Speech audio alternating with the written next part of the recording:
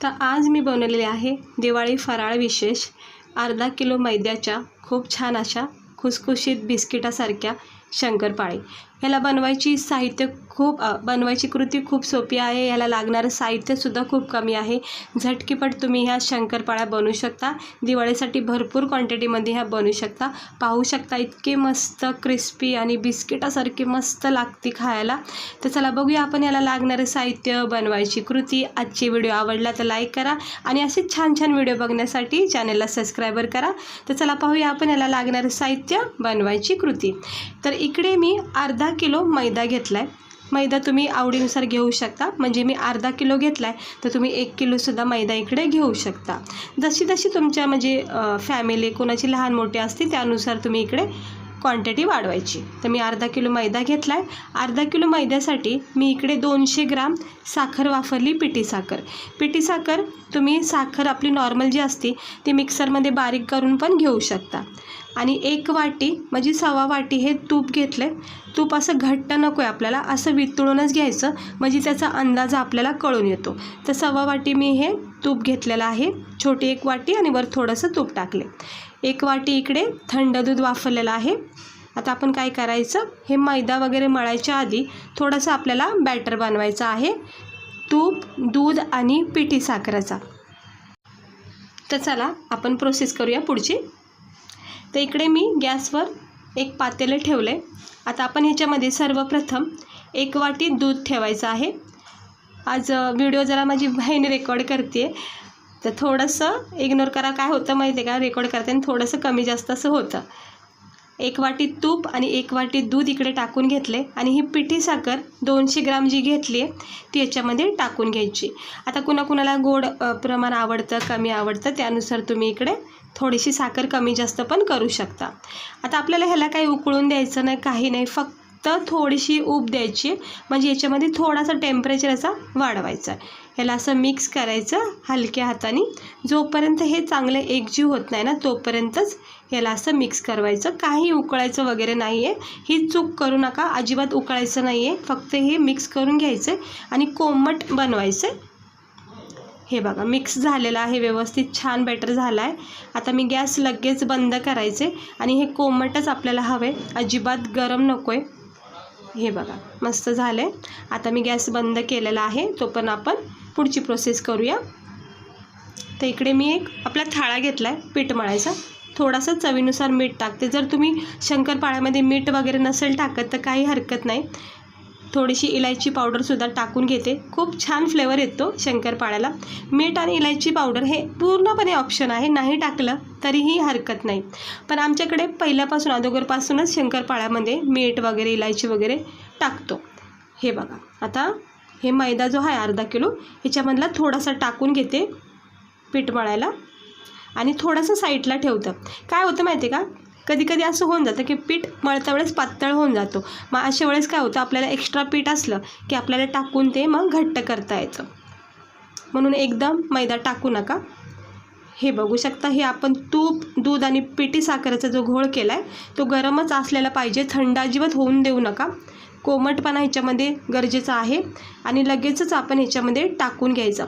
हवं तर हे जो बॅटर आपण तयार केला आहे ना तुपाचा, तो अगोदर हा थाळ्यामध्ये सुद्धा तुम्ही टाकू शकता, सेट करू शकता आणि मग वरून थोडंसं लागन तसं मैदा टाकून मग पीठ मळून घ्यायचं, किंवा हे असं एकजीवसुद्धा करू शकता। हे गरम आहे, कोमट आहे। कोमट असल्यामुळं काय होतं, छानपैकी लगेच एकजीव होऊन जातो आणि एक तडका बसतो, मोहन टाकल्यासारखं एक छानपैकी क्रिस्पीपणा मग आपल्या पदार्थामध्ये तयार होतो। हे सगळं मी टाकून घेणार आहे, कारण परफेक्ट प्रमाण आपण घेतलेलं आहे। अर्धा किलो मैद्याच्या जर तुम्हाला शंकरपाळ्या करायच्या असेल तर सेम क्वांटिटीमध्ये साहित्य घ्या। आता हे थोडंसं नॉर्मल गरम आहे, हाताला माझ्या सहन होऊ शकतं। तर हे मिक्स करून घेते, मी मळून घेते, छानपैकी पीठ याचं तयार होतो। 1-5 मिनटातच हे पीठ मळलं जातं।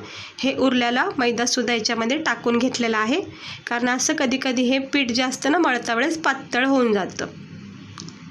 आता एवढा मैदा आपल्याला पुरेसा आहे। हे बघा पाहू शकता किती सुंदर असा आपला हा अर्धा किलो मैद्याचा शंकरपाळीचा डो तयार झालेला आहे। खमंग टेस्टी असा तुपाचा फ्लेवर दिला आपण याच्यामध्ये, इलायचीचा स्वाद दिलेला आहे. खूप छान अशा ह्या शंकरपाळ्या आपल्या तयार होणार आहेत. आता ह्याला असं मॅश करायचं, म्हणजे नरम करायचं. अजिबात ठेवू नका, ठेवल्यावर काय होईल, कडकपणा ह्याच्यामध्ये तयार होईल. कारण आपण याच्यामध्ये तूप वापरलेलं आहे, प्लस आपण याच्यामध्ये पिठी साखर टाकली, जी अकसून जाऊ शकते थोड्या वेळानंतर. त्यामुळे झटकीपट ह्याच्या चपात्या लाटायच्या जाड जाड. हे बघा, असं मोठे लाटी घ्यायची जाडसर. जर लागलं तर सुक्का मैदा टाकायचा प्लेटवर. मी प्लेट इकडे वापरले.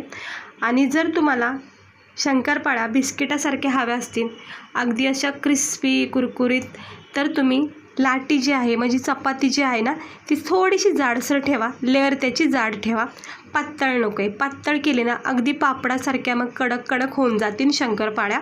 त्यामुळं थोडासा याच्यामध्ये जाडसरपणा ठेवा. तर मी आता ही पूर्ण चपाती लाटून घेतली, पाहू शकता. चमच्याच्या साहाय्याने ह्याला आपण कट करायचे. आवडीनुसार तुम्ही ह्याला कटिंग करू शकता. जशी पण तुम्हाला शंकरपाळ्याचा आकार द्यायचा, लहान मोठा, तसा देऊ शकता. तर मी बॉक्स तयार केलेच असे छोटे छोटे, हे पाहू शकता. असं कट करायचं आणि छोटे छोटे बॉक्स तयार करायचं. खूप सहज होऊन जातात, काही वेळ लागत नाही. तर कधी कधी थोडासा नवीन लुक द्यायचा. नेहमी आपण शंकरपाळ्याचा आकार देतो, पण हे असं खूप छान वाटतं दिसायला आणि खायलासुद्धा मस्त वाटतं मग. तर मी चौकोन आकार दिलात आणि एक एक आता मी हे पीस काढून घेते. हे बघू शकता किती छान अशी याची लेअर झाली. पूर्ण प्लेटमध्ये काढून घ्यायच्या शंकरपाळ्या. आता ह्या शंकरपाळ्या मी पूर्ण प्लेटमध्ये एक एक करून काढून घेते. अलगद हाताने, हलक्या हाताने या सगळ्या शंकरपाळ्या काढून घ्यायच्या. थोड्याशा जाडसर ठेवल्या ना मग क्रिस्पी होतात, मस्त बिस्किटासारख्या अशा खुसखुशीत होतील. आणि पातळ जर चपाती लाटली मग कडक कडक होऊन जातील, अगदी पापडासारख्या. तर झालेल्या आहेत भरपूर अशा शंकरपाळ्या. फक्त एकाच चपातीपासून इतक्या साऱ्या शंकरपाळ्या तयार झाल्यात. तेल गरम करायचं. सुरुवातीला अशी एक छोटीशी शंकरपाळी टाकून बघायची. जर शंकरपाळी अशी वर आली ना, तरंगली ना, लगेच साईडला काढायचं आणि मग आपल्या उरलेल्या सगळ्या शंकरपाळ्याच्यामध्ये एक एक करून सोडून द्यायच्या. टेम्परेचर तेलाचं थोडंसं नॉर्मलच ठेवायचं, कारण की खूप जास्त असं तापवलं ना तुम्ही तेल, तर लगेचच शंकरपाळी करपली जाऊ शकते. त्यामुळं थोडंसं मीडियमच ठेवा आणि हलक्या हाताने याला चमच्याच्या सहाय्याने असं मिक्स करवत राहायचं. खूप भारी होतात.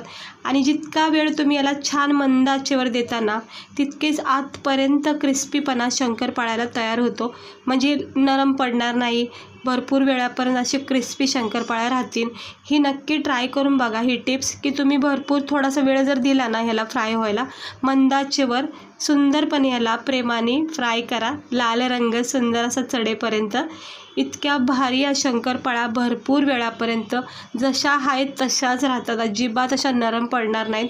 फक्त ह्या ट्रिकने तुम्ही याला फ्राय करा.